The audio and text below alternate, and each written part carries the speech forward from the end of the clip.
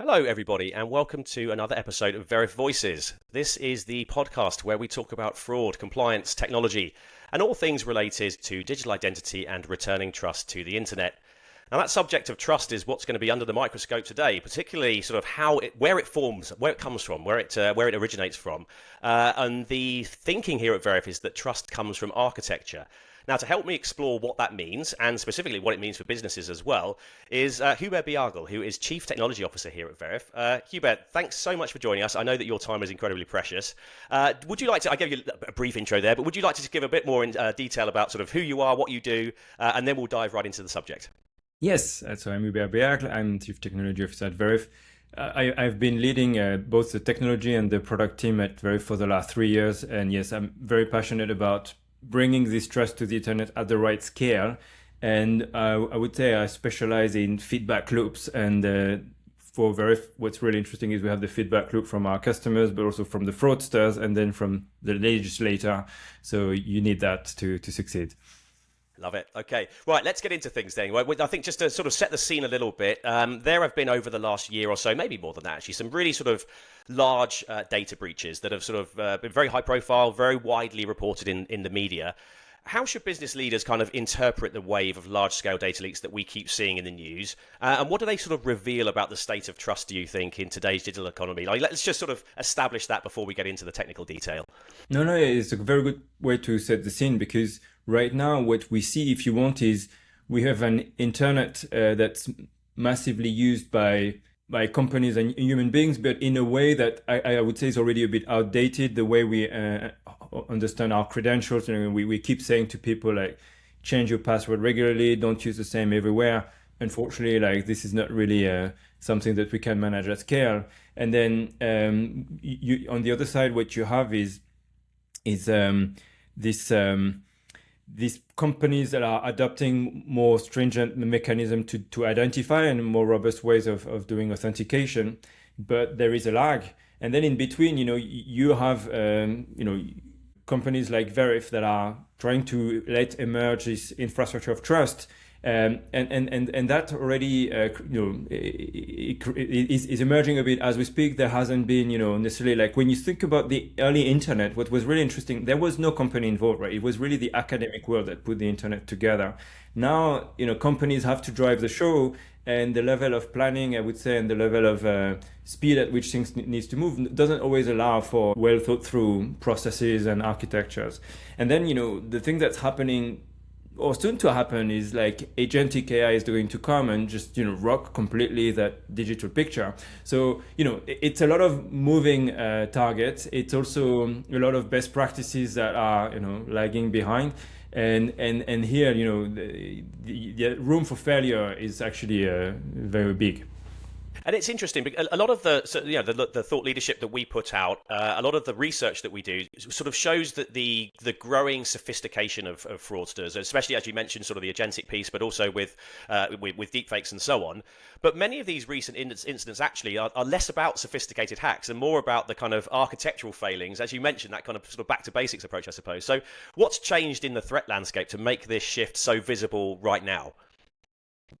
Yes, that's a very painful statement, but you're right. It's more visible now, I think, on part because we are also a lot more sensitive to it. So, the concept of data privacy now is very much encoded, not just in Europe with GDPR, but, the US and every part of the world now has come to the fore with a stronger definition of what we are entitled as, citizens with our privacy in the digital world.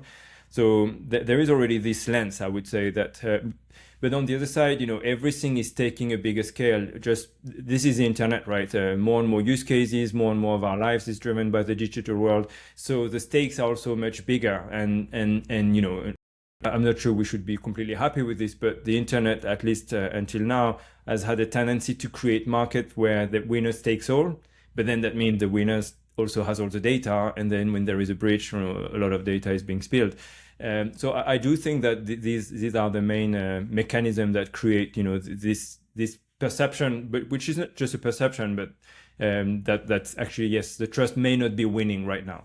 Yeah, and when kind of identity data is exposed, that's really only the beginning of the problems, I think, right? I think there's kind of I think we've called it before, sort of a fraud life cycle that keeps just compounding over time.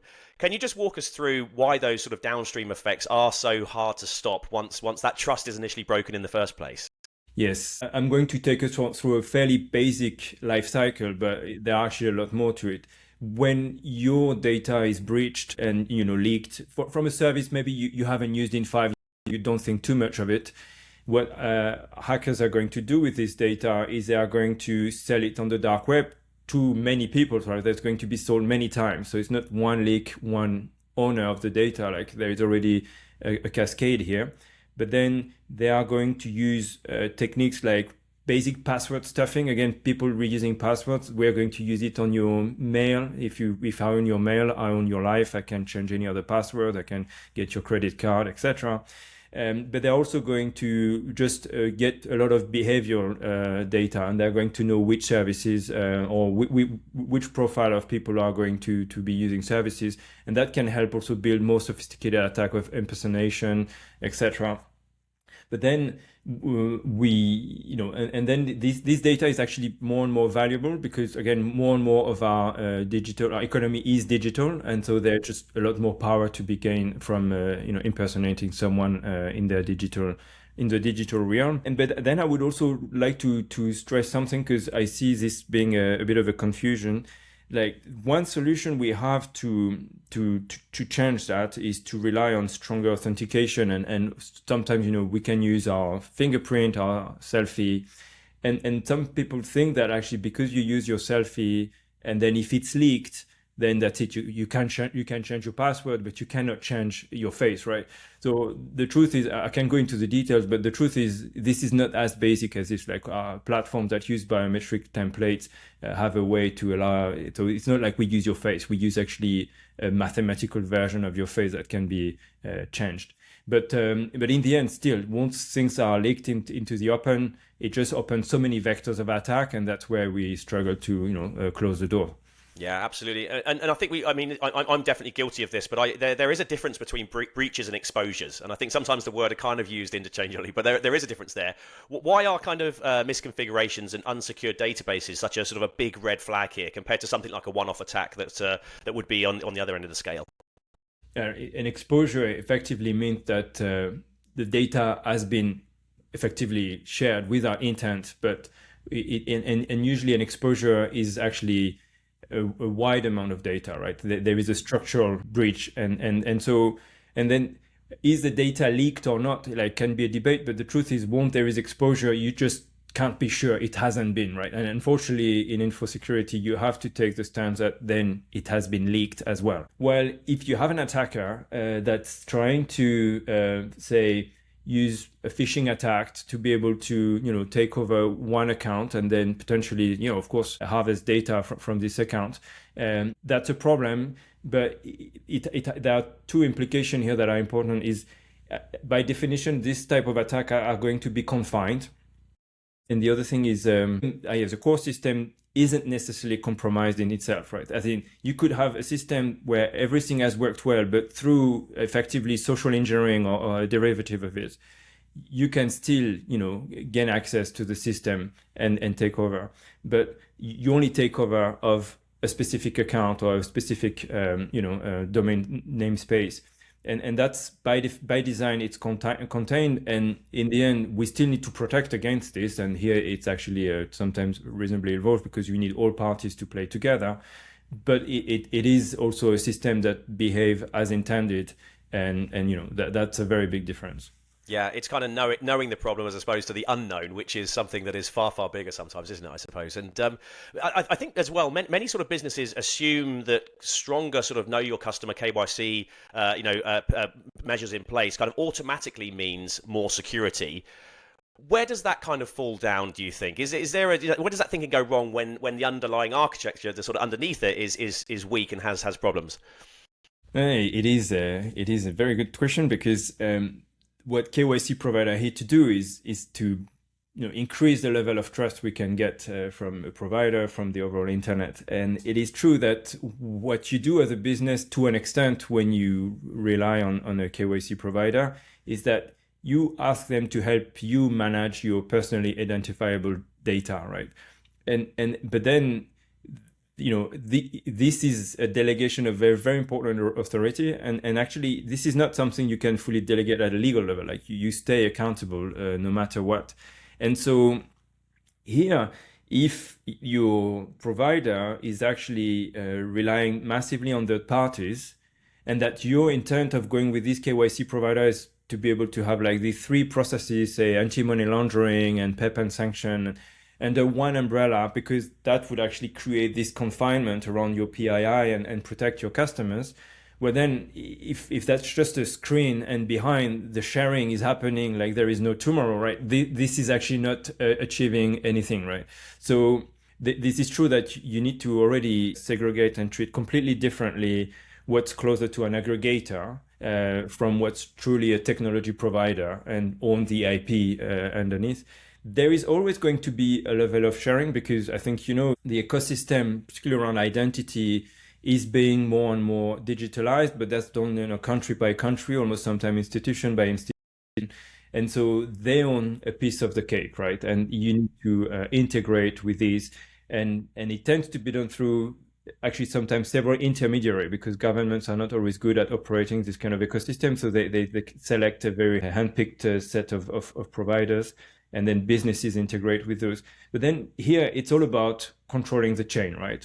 And the supply chain here is about understanding what level of standards are going to be applied through and through. Still, how much control is there in the hand of the KYC provider who is delegating here to be able to maintain the level of trust. Yeah, I see. And I think that there seems to be a really big kind of risk here around this kind of, well, I mean, I guess outsourcing of trust to a certain extent, I think with this, with maybe how some businesses approach it. But as I say, there seems to be a risk here with, as you mentioned, sort of supply chains, but also these kind of orchestration models as well. What should companies be most worried about when their KYC provider really sort of relies heavily on those third parties that you just referenced there?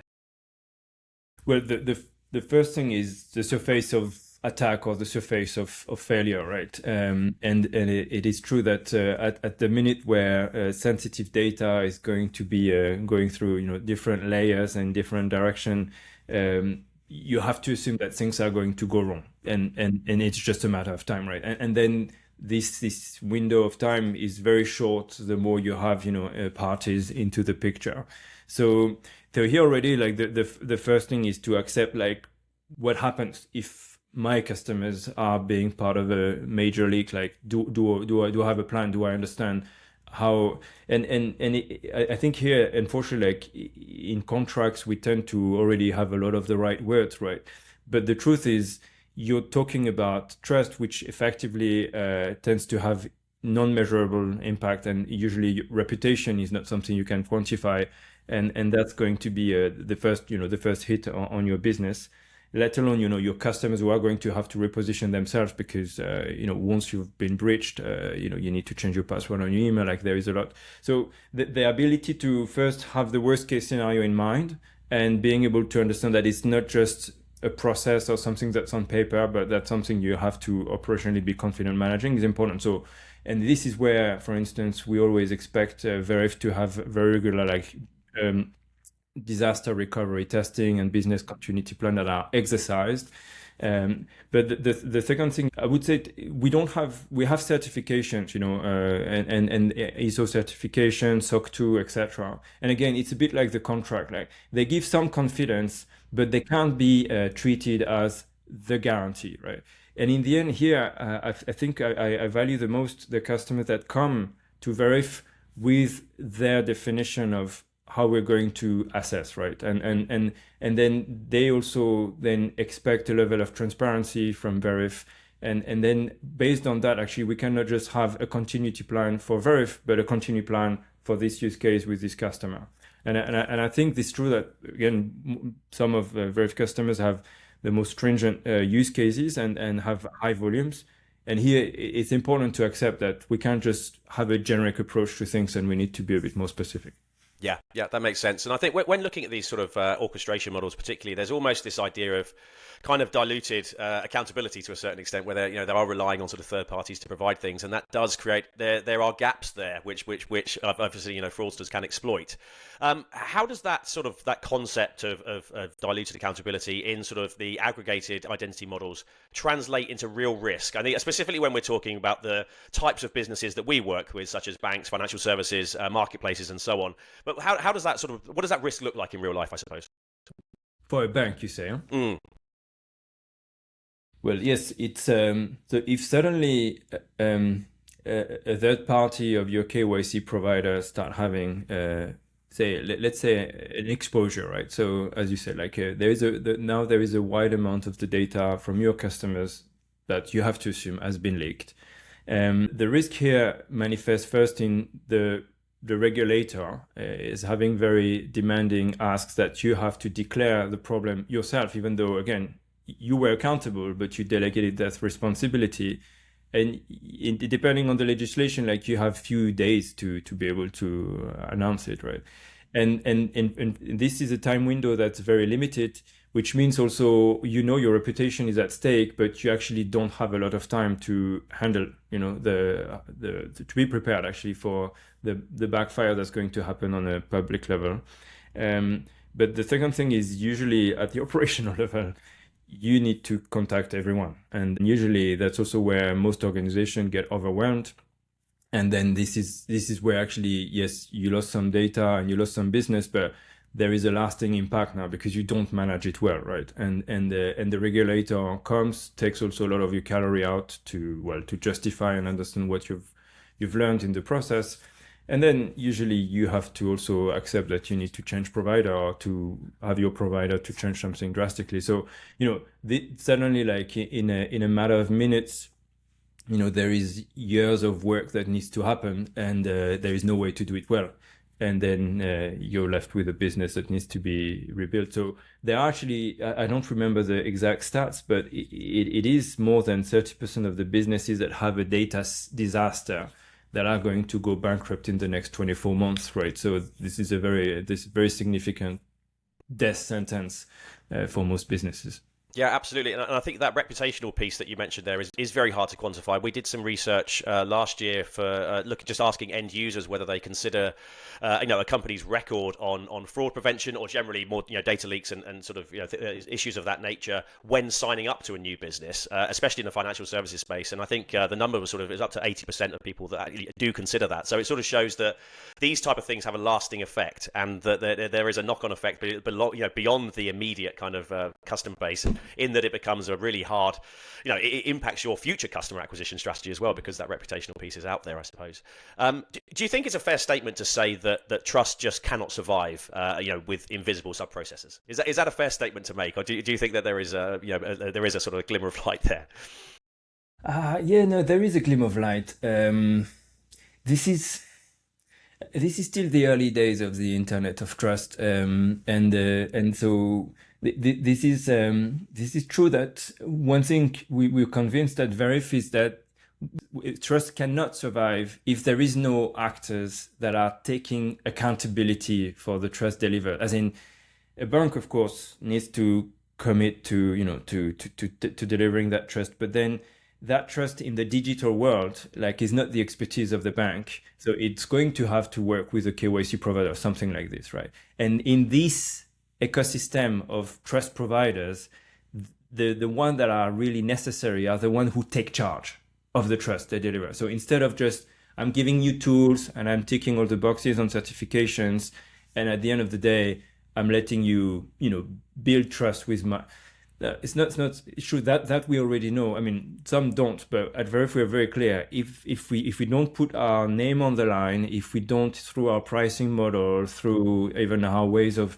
owning, something that's sometimes very difficult for me to communicate to some customers, is that nothing is 100% in the world. So each time I see a company being breached, I know it could happen to me anytime. I'm not going to be I definitely feel lucky it wasn't me, because even though you can, the game of InfoSec is you have to have very strong processes that you audit regularly and very well trained staff. But beyond that, you have to, and you pen test. But beyond that, you also have to kind of hope for the best, right? Because there is always something that you don't know, right? And if the hacker finds it before you do, then that's it. So there is no 100%. Similarly, when we fight fraud at Veriff for our customers, like we are never going to say our system is 100%. That in the industry, I'm like, okay, this is so immature. This is not a good expectation to set. So at Veriff, we say, no, we're going to make mistakes every once in a while, but we're going to be extremely fast at learning at scale. We're going to make sure you don't pay when we don't deliver the value. And so this ownership that actually we are going to deploy even later in the year in different ways, this is what help the gleam of light you're looking for, Chris. Like we need pillars, right? We don't need just tools. We need actors that are going to own it. And that's probably where there is a lot to be learned yet in this ecosystem. Interesting. Okay. And what about, on a very sort of practical level then, what what should a business, what sort of specific questions should a business be asking their identity verification partner today, especially if it is a partner that does rely on kind of, aggregating out some of this stuff? Yes, no, I think first having a clear understanding. So of course we all have to share the sub processors we have, right? But this is just a list of names, right? You need to understand the flow effectively, like which data is going where, okay? And then the second question is, how do you know that? So how have you selected them, and then how do you know they operate under the principles you expect, right? And then it's all these like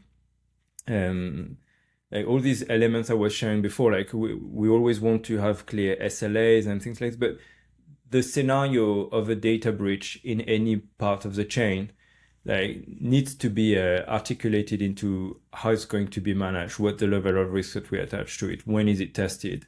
These are, I mean, at the end of the day, they look like contractual requirements, but they are just basic engineering expectations, right? It's an architecture, things are going to go wrong, and we need to be prepared. So I would say already with the three elements, you already get, a lot more than what I see around in terms of understanding of what you're getting into. But also it gets you a roadmap for, what to do when actually the problem arrives. Yeah, interesting. And tell me a little bit more about the sort of Veriff's approach to this then, this sort of the architecture problem. I think it's probably fair to say that we've taken kind of a depth over breadth approach to it in the first instance, but why was kind of owning that core technology so critical from a security and sort of accountability standpoint as well? No, it's true that Veriff is a build-first player, and we own our IP on all the sensitive parts, so IDV and document verification, biometric authentication, and it's true that for us it was important, pretty much because we believe at what I said before, like we want to take charge, but you can only take charge and provide guarantees on what you control, right? And so we need full control on our technology and effectively on our data, or rather the data of our customers, and so that we can be good stewards. And then the other aspect, if you want, it's all connected, but if you own your technology, that means you can let it evolve at the right pace. And in the context of fraud, you don't control the pace all the time. So you need to control at least the technology and the reaction you can bring to it. And I would say maybe the brilliance of very technical ecosystem, that it's entirely designed for hyper reactivity to anything that has not been seen before. And then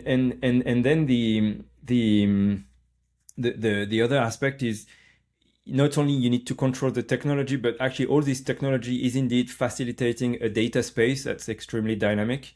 And it's by being able to extract insight from, like, each of these technology extract a lot of insight and create, a picture, a context, and then we can validate this context. But if you have all your different layers that are indeed extracting all this insight, and then you can cross-validate this insight, the fact that you control the technology, it allows you to have a much deeper validation, right? Some people boast about, dozens or hundreds of data points, but Veriff is thinking in the thousands, and it's entirely due to the fact that there is a lot of cross-validation we can do.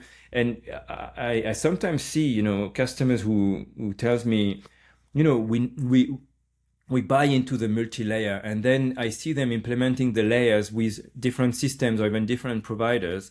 And we at Veriff every day realize or even recognize that once you are seeing this data and you're seeing how you can cross-validate it, you can't actually appreciate that this is the magic. This is where the solution becomes really strong. So if you treat these solutions actually as discrete solution space, you're not going to be able to hit this high accuracy as you need. Because it's actually, at the end of the day, more and more, I think it's one data space with few processes to extract insight and to reconcile it. But it's not, biometric authentication on one side and identity verification on the other, and then maybe AML on the other. Like, they all contribute to the same data space, and then they create an ability to build trust and to make firm decisions that is unparalleled. Yeah, and I think you mentioned the word control there a number of times actually. I think that's maybe the key word to all of this, right? That control just brings you the freedom to really sort of get the most out of this ecosystem, I suppose, the various products as they work together. But just again on a sort of practical level, could you explain how having things like document verification, biometrics, device intelligence, how having those things kind of built in house actually changes your ability to detect and respond to fraud in real time? Because I think that's quite a critical piece of this puzzle as well. Yes. So each of these layers, in the end, you could say they are some kind of CCTV, right? They are some kind of camera, and they capture signals, and they all have their specialty in terms of the nature of the signal they capture. And if you think about deepfakes, for instance, a lot of people are worried about deepfakes, and what's really interesting is so one of these layers is indeed like the computer vision, let's say, so the true CCTV in the stack, and so people get worried because yes, this layer is going to be fooled by the deepfake, but this is where device intelligence. If you control, so what's so counterintuitive sometimes is if you want to be really good at detecting deepfakes, yes, you need a computer vision that gets better. But it's actually even smarter to work on your device intelligence, network intelligence, and to lock the whole perimeter, so to speak, and accept that actually this layer may be breached every once in a while. You're still going to react and learn from it. But yes, the level of sophistication of attack means this layer. Do you see what I mean? And so this is what I'm saying is it's not just about having some technologies, really having the full control of the technical plane. And then you can divert your investments where you're going to have the biggest impact. And one layer becoming weaker in a certain vector could mean that you should invest in another layer, and that's completely fine, right? And again, this intelligence, this ability to react, can only be handled if you have the full visibility of what's going on and you have the full control on impacting the right part of the stack, right? So yeah, I don't know if it's helpful, but that combined with then of course the level of velocity you have and time to market you have, that create really the combo that allows you to stand confident and actually bring the trust. Yeah, absolutely. And I think we've said before, again, in sort of other thought leadership material and things like that, that there's no real silver bullet to fraud. There's no complete answer that is going to solve everything to 100% level, as you said earlier on. But what you can do is bring in these various parts of it, and the more parts you have in your ecosystem, the more likely you are to prevent it, I suppose. And the more control you have over those parts, the more likely you are to prevent it as well. It kind of sort of spirals from that, I suppose. Just kind of looking ahead, then, just a final question to sort of wrap things up. As fraud becomes more automated and sort of AI driven, what's going to separate identity providers that sort of truly enable digital trust from those that simply check compliance boxes? What do you think is going to be the difference maker there? For me, the critical part is the players that take charge of the trust they deliver, right? That's one thing. But it's also interesting that there is this need to architect actually this trust, and so now we have more and more bricks that we need to integrate, like digital identities, wallets, etc. So this fragmentation, unfortunately, like it's a bit like the Babel Tower. Like you just need to fight it to an extent. But I think that still the companies that are going to be able to bring that trust in the future, they need to, on one side, accept that there is this fabric, this mesh of capabilities, but then they need to be able to take charge. And what I mean by this is that they need to be able to utilize these methods and these different dependencies while over time removing the need to be fully dependent on them. So it could be, a VC, like there are going to be many ways of a verifiable credential. It could be even going directly B2C and trying to understand how we can build a relationship with actually the identity owner in the first place. But it is true that we need to accept that the concept of identity is going to be fragmented. And then there is a need for a new level of identity to rise. And that one shouldn't be actually standing on all this, shaky ground. And so, yeah, that's actually why Veriff believes that we need to invent a new type of passport, right? Something that's borderless, something that's really backed by data and science. And if it sounds like a pipe dream, I actually think that agentic AI is going to accelerate massively the thinking, and many people are going to just come to the same conclusion very quickly. But then again, it's not about having the idea, it's about being able to execute. And the only way to execute here is to take charge and to have full control of the technology. Yeah, and I think that's the key point, isn't it? It sort of comes back to that control piece as well. I think it's not only the situation that we find ourselves in right now, but what is potentially on the horizon in a year's time, 2 years' time, 3 years' time. If you've got that sort of, as I say, complete control over the ecosystem there, you're not outsourcing to various other data providers and things like that, then that enables you to have the sort of solid foundational building blocks that you enable you to do these really exciting potentially things with agentic AI and so on. That's great. I mean, thanks for your time, Hubert. I think we're probably needing to wrap things up there.